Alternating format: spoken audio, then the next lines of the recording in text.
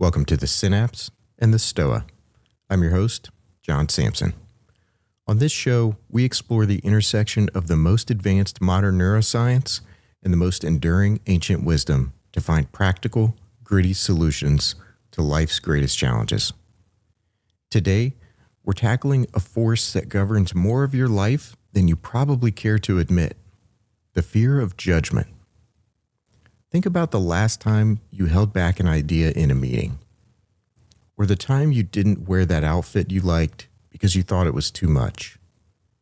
Or maybe it's a bigger thing, a career change you're dying to make, a side hustle you want to start, or a relationship you need to leave, but you're paralyzed by what they will say. Who is they? Usually, it's a faceless, nameless crowd we've built up in our heads. We've let these fickle masses dictate our happiness and drive our actions. But here's the truth. Following your path won't make sense to everyone. That's okay. It's your path. If you feel it's right, you have to pursue it. Anytime you do something new, it won't make sense to people because they've never considered it before. Their confusion isn't a sign that you're wrong. It's a sign that you're exploring territory they haven't seen yet. Today, we're going to look at the psychological consequences of letting that fear control you. We're going to see how your brain literally processes a dislike as a physical wound. And most importantly, we're going to look at how Plato, Aristotle, and the Stoics would tell you to build an inner citadel that no judgment can penetrate. My goal for you today is to walk away with a toolkit for social courage. I want you to understand that other people's opinions shouldn't drive your happiness. You need the inner strength to do what's right without fear of the social incantations of the crowd. Ask yourself right now, do you want to live your life trying to please others? Will that ultimately make you happy? Before we go further, I have to ask you one favor. Go ahead and hit that subscribe or follow button right now. It's free and it helps us reach more people. All right, let's dive in.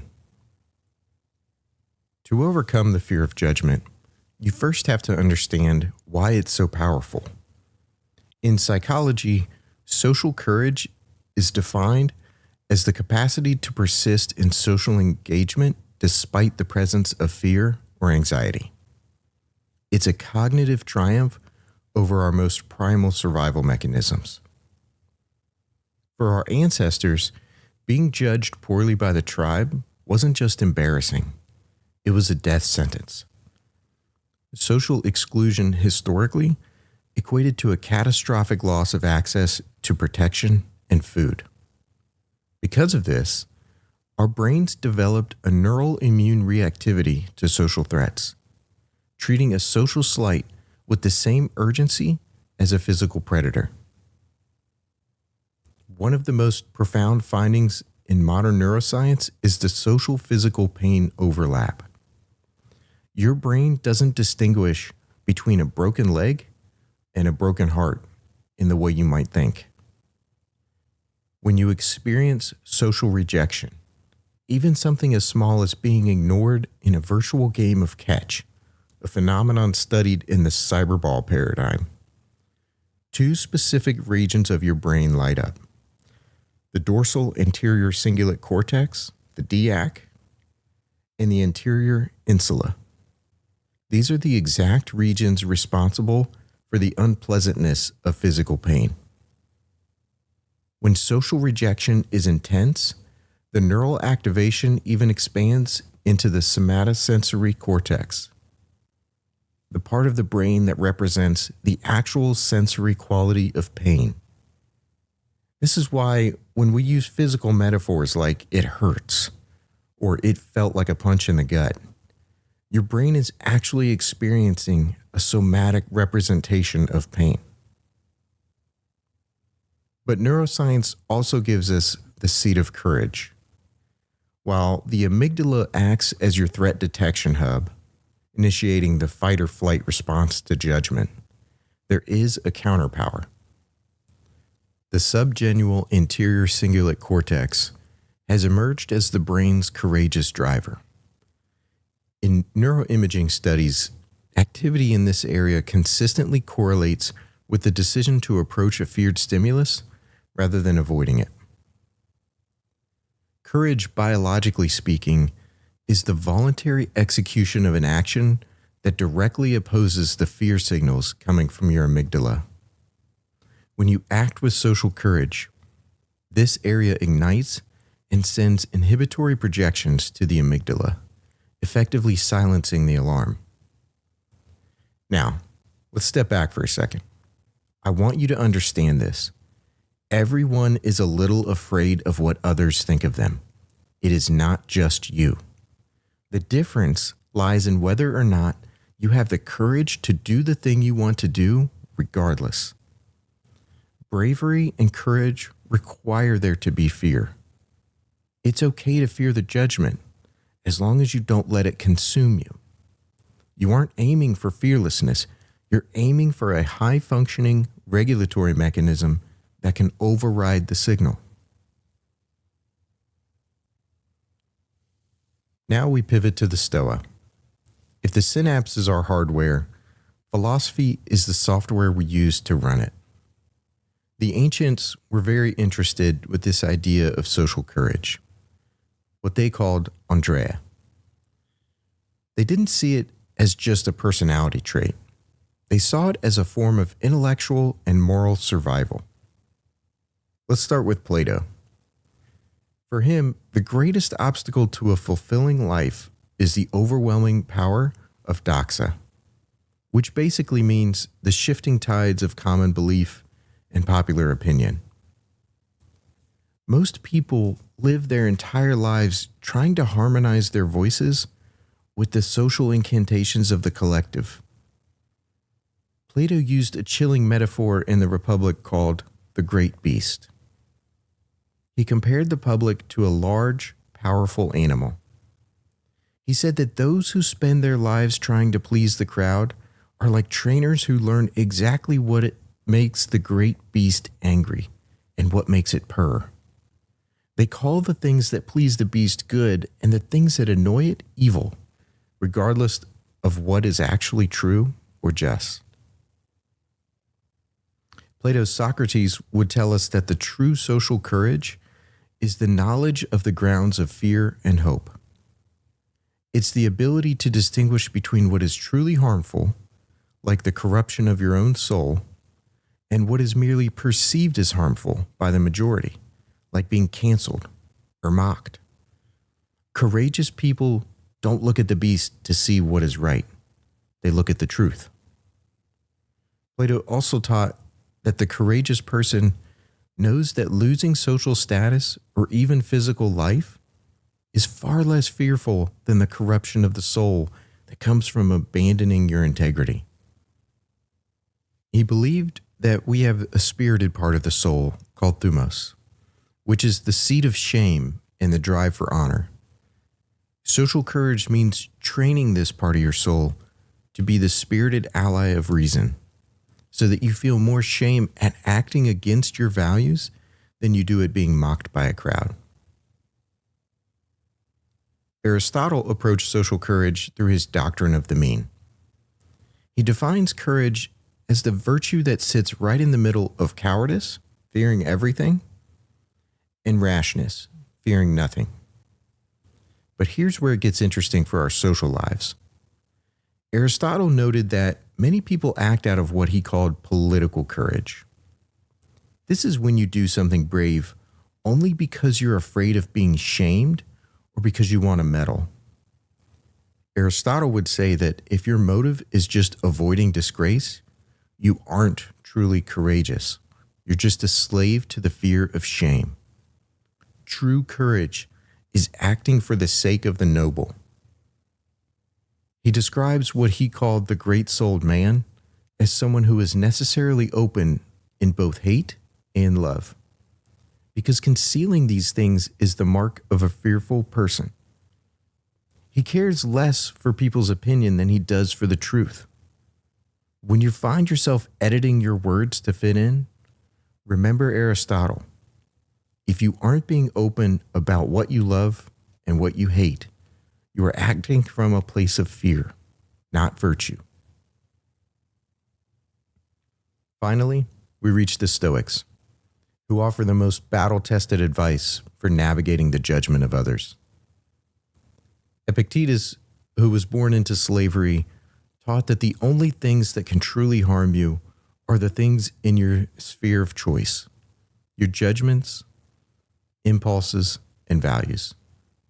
Everything else, your body, your wealth, and especially your reputation, is an indifferent. Epictetus used the metaphor of the purple stripe. He said that most people want to be like the single white thread in a tunic. They just want to blend in and conform to the mass.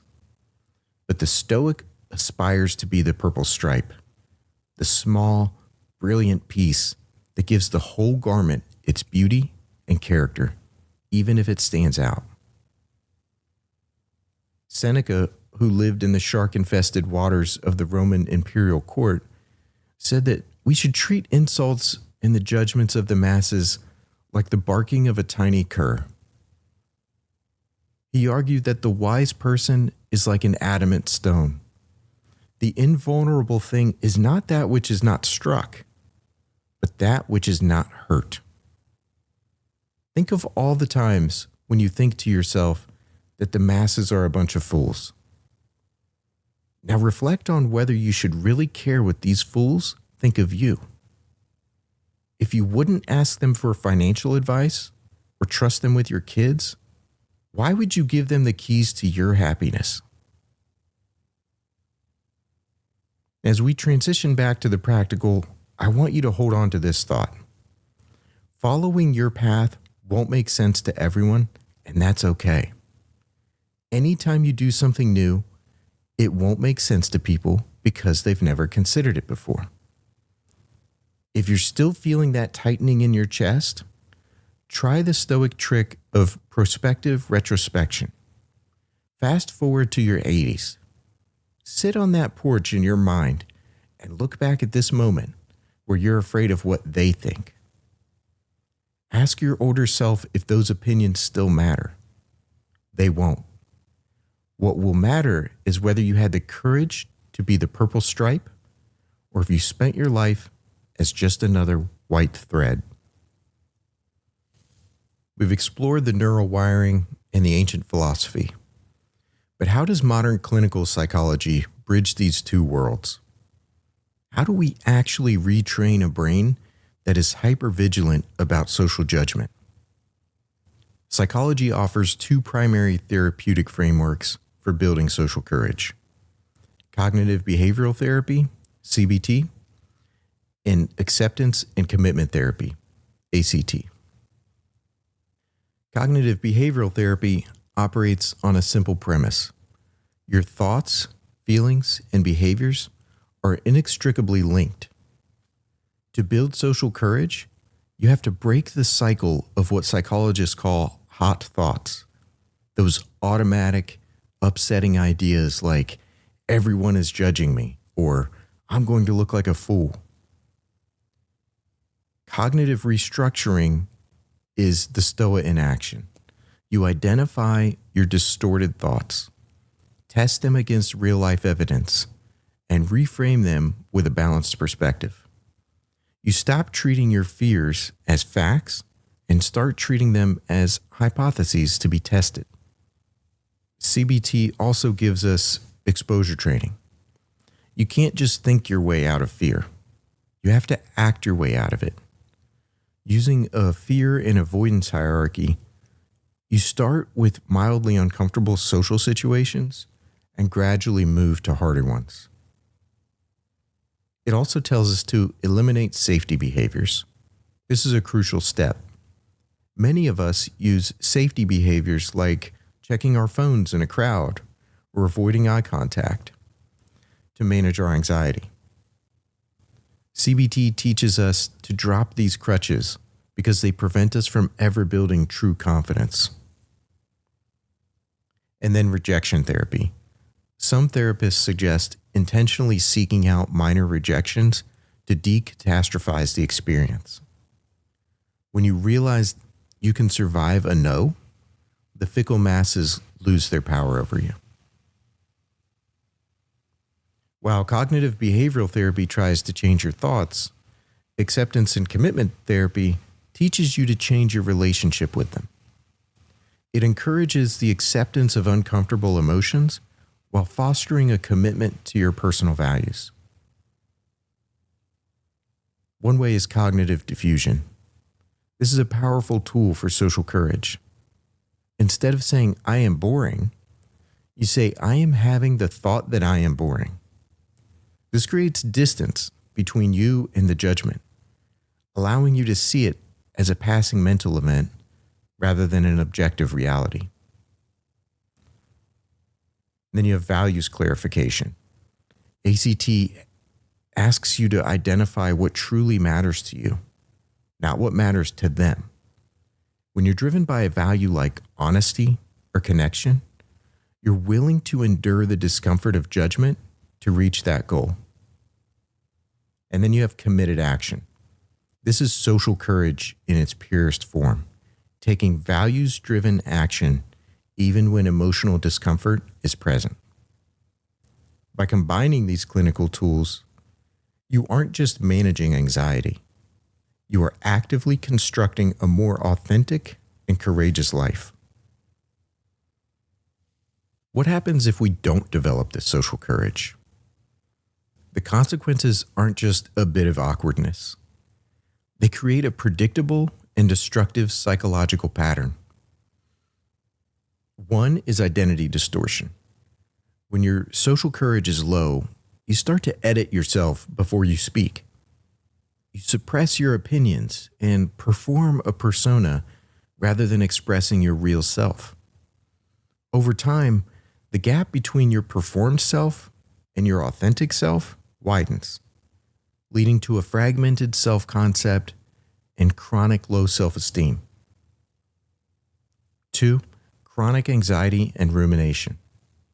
The brain treats potential criticism as a constant danger, leading to a persistent vigilance and anticipatory anxiety. You spend hours replaying conversations, looking for signs of disapproval that probably aren't even there.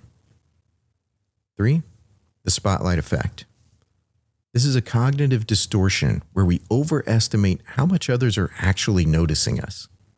We think everyone is watching our every move, when in reality, they're just focused on their own internal anxieties. And 4, moral paralysis. In the worst cases, a lack of social courage leads to moral cowardice. The inability to stand up for what is right because you are afraid of social backlash or nonconformity. So do you want to live your life trying to please others? The pleaser is often the most invisible person in the room because they've edited out everything that makes them unique.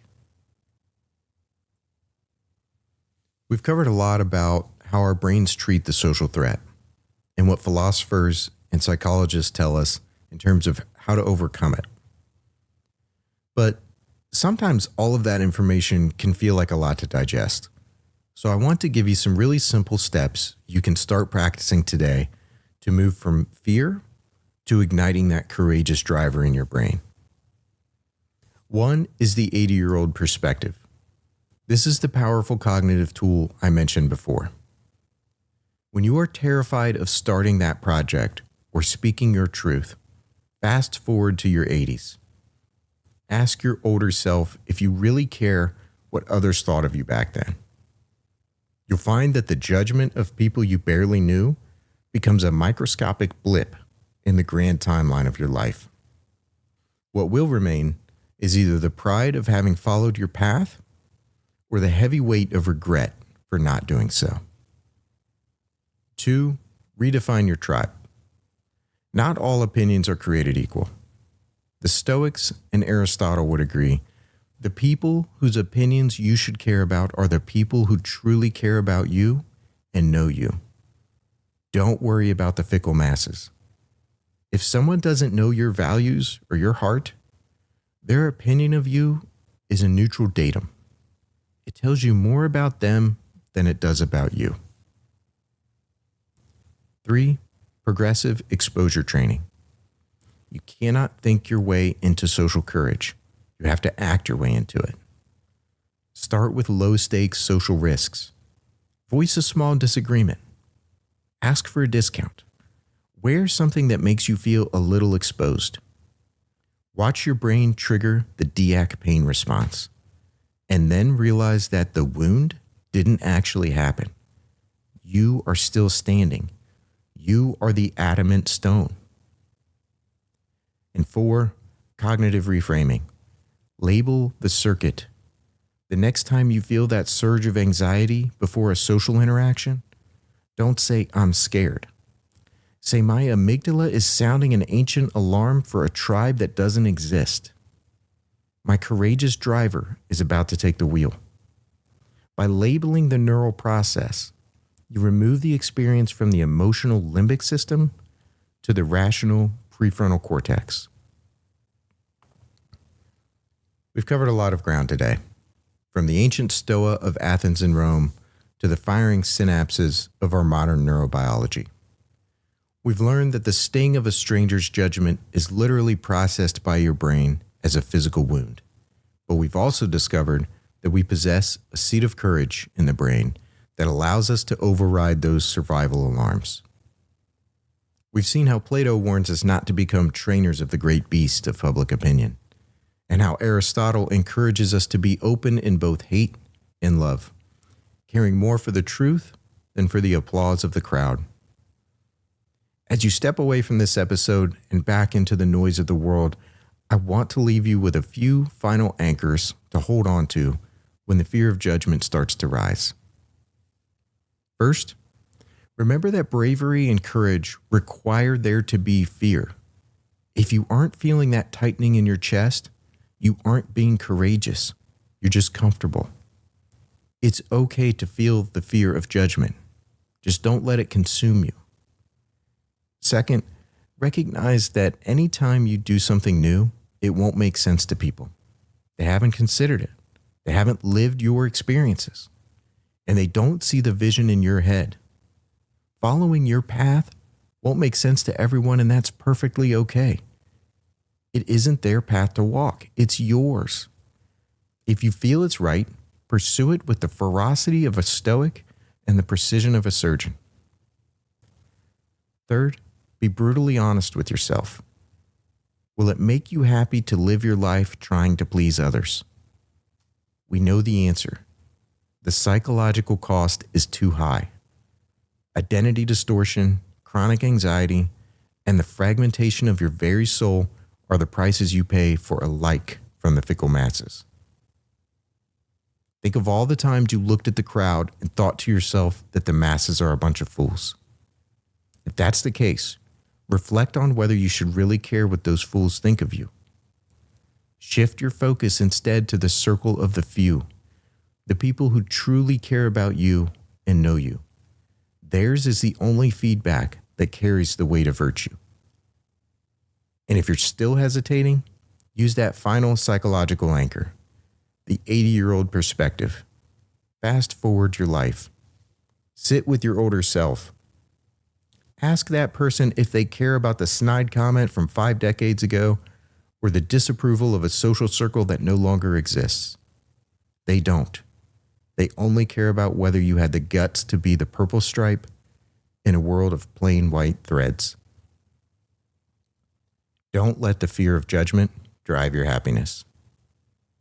I'm John Sampson, and this has been the Synapse and the Stoa. For our show notes for this and all of our episodes, head over to our site at synapseandstoa.com. And if you're interested in early access to new episodes or connecting with me directly, join us on Patreon. Until next time, thank you for listening.